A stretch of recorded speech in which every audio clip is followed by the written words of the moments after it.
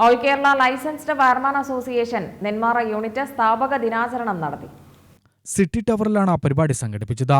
52ാം സ്ഥാപക ദിനാചരണത്തിന്റെ ഭാഗമായി വാർഷിക ജനറൽ ബോഡി യോഗം, SSLC +2 പരീക്ഷകളിൽ ഉന്നത വിജയം കരസ്ഥമാക്കിയ വിദ്യാർത്ഥികളെ അനുമോദിക്കൽ എന്നിവയും നടന്നു. ജില്ലാ പ്രസിഡന്റ് CS ഗിരീഷ് കുമാർ ഉദ്ഘാടനം ചെയ്തു.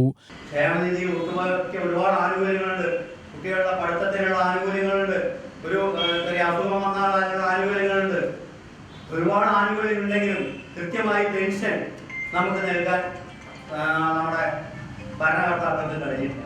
ഇപ്പോഴും പെൻഷൻ മുഴുവനായി കിട്ടുന്നില്ല. അതിനെതിരെ നമുക്ക് സമരം ചെയ്യണം. അതിനുള്ള എല്ലാ കാര്യവും സംസ്ഥാന കമ്മിറ്റി മുന്നോട്ട് നിന്നുകൊണ്ട് ചെയ്യുന്നുണ്ട് എന്ന് മാത്രമാണ് എനിക്ക് ഈ അവസരത്തിൽ നിങ്ങളോട് അറിയിക്കാനുള്ളത്. അതുപോലെ തന്നെയാണ് കുഞ്ഞുങ്ങളെ നമ്മളുടെ ഇന്നിവിടെ നമ്മളെ ഏറ്റുവാങ്ങാൻ എത്തിയിട്ടുള്ള SSLC +2 വിജയിച്ച ഉന്നത വിജയം നേടിയ കുട്ടികൾക്കും SSLC കുട്ടികൾക്കും ഒരു കാര്യം മാത്രമേ എനിക്ക് പറഞ്ഞു തരാനുള്ളൂ. നിങ്ങളൊരു കാര്യം മനസ്സിലാക്കണം.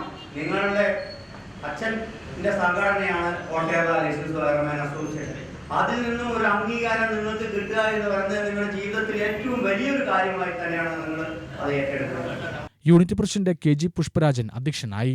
യൂണിറ്റ് സെക്രട്ടറി PV മണികണ്ഠൻ പ്രവർത്തന റിപ്പോർട്ടും യൂണിറ്റ് ട്രഷറർ K ജയപ്രകാശൻ വരവ് ചെലവ് കണക്കും അവതരിപ്പിച്ചു.